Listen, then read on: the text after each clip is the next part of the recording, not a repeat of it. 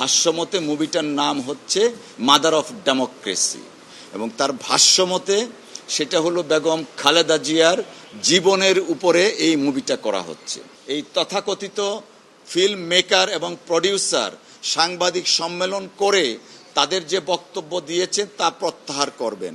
যদি প্রত্যাহার না করেন তাদের বিরুদ্ধে আইনানুগ অ্যাকশনস নেওয়া হবে। ইতিমধ্যেই বিভিন্ন পত্র পত্রিকায় দেখেছেন, কালের কণ্ঠ, যুগান্তর এবং অনেকগুলো পত্রিকা একটা নিউজ কভার করেছে যে জৈনক এম কে জামান নামে এক লোক, যিনি চিত্র পরিচালক হিসাবে দাবি করেছেন, তিনি বিএনপির চেয়ারপারসন, সাবেক তিনবারের প্রধানমন্ত্রী, এদেশের গণমানুষের সবচেয়ে আস্থার প্রতীক এবং সবচেয়ে জনপ্রিয় নেত্রী দেশনেত্রী বেগম খালেদা জিয়ার নামে একটা মুভি তৈরি করছেন, যেটা ওনার দাবি হলো এফডিসিতে চিত্র পরিচালক যে সমিতি আছে সেখানে অলরেডি রেজিস্টার্ড করা হয়েছে।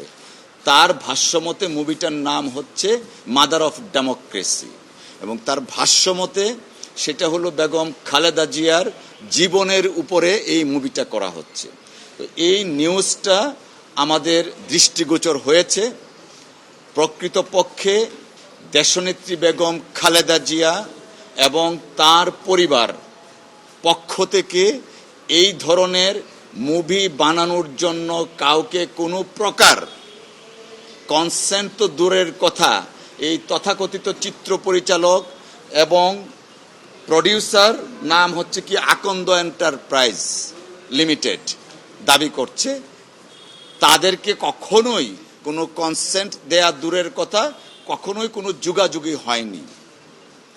আমরা মনে করছি একটি অসৎ উদ্দেশ্যে দেশনেত্রী বেগম খালেদা জিয়ার নাম ভাঙিয়ে একটা মুভি তৈরি করার জন্য অপচেষ্টায় লিপ্ত আছে।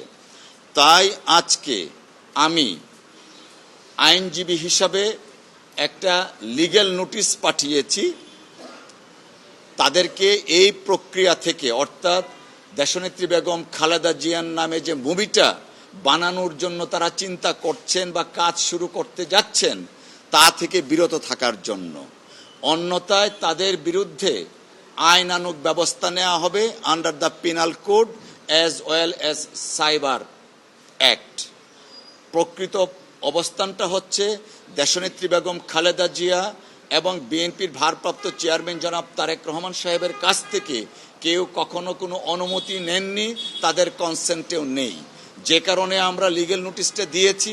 পাশাপাশি এই লিগ্যাল নোটিশের একটা কপি সম্মানিত আইজিপি বরাবর এবং ডিএমপি কমিশনারের বরাবর আমরা অনুলিপি পাঠিয়েছি, যেন এই সমস্ত ব্যক্তি যারা এই কাজটা করতে যাচ্ছেন তাদের বিরুদ্ধে আইনানুগ ব্যবস্থা নেওয়া হয়।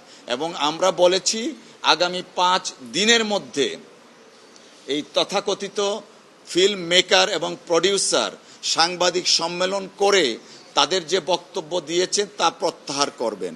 যদি প্রত্যাহার না করেন তাদের বিরুদ্ধে আইনানুগ অ্যাকশনস নেওয়া হবে under the law of the land, which is under penal code as well as cyber security law. দেখুন, আপনি সারা বাংলাদেশ তথা বিশ্বের ইতিহাসে যারা অনন্য মর্যাদায় চলে যান, তাদের ভূমিকা নিয়ে, তাদের রাজনৈতিক জীবন নিয়ে, তাদের দুঃখ নিয়ে, তাদের কষ্ট নিয়ে, যেমন দেশনেত্রী বেগম খালেদা জিয়াকে দীর্ঘদিন কারাবাস করতে হয়েছে বিনা কারণে। 2,33,00,000 টাকা এখন 11 কোটি টাকায় রূপান্তরিত হয়েছে। তিনি বাংলাদেশের সবচেয়ে জনপ্রিয় নেত্রী। তার রাজনৈতিক কেরিয়ারে পরাজয়ের কোনো ইতিহাস নেই। 1991 সন থেকে শুরু করে 2008 সন পর্যন্ত জাতীয় সংসদের প্রত্যেকটা ইলেকশনে 5টা আসনে তিনি নির্বাচিত হয়েছিলেন। অর্থাৎ এমন বড় একজন ব্যক্তিত্ব এবং জনপ্রিয় রাজনৈতিক নেতৃত্বের প্রতি সম্মান দেখিয়ে যেমন বায়োগ্রাফি হয়েছে, হয়তোবা ওনার কনসেন্ট নিয়ে অদূর ভবিষ্যতে কি হবে তা আমরা এই মুহূর্তে বলতে পারছি না। বাট জাতি, দেশ এবং আন্তর্জাতিকভাবে স্বীকৃত অনেকের ব্যাপারে এরকম মুভি হয়েছে, যে কারণে সেটা অস্বীকার করার কোনো উপায় নাই। অদূর ভবিষ্যতে দেশনেত্রী বেগম খালেদা জিয়ার কনসেন্ট নিয়ে যেমন অটোবায়োগ্রাফি হয়েছে, এরকম হওয়াটা অস্বাভাবিক কিছু না।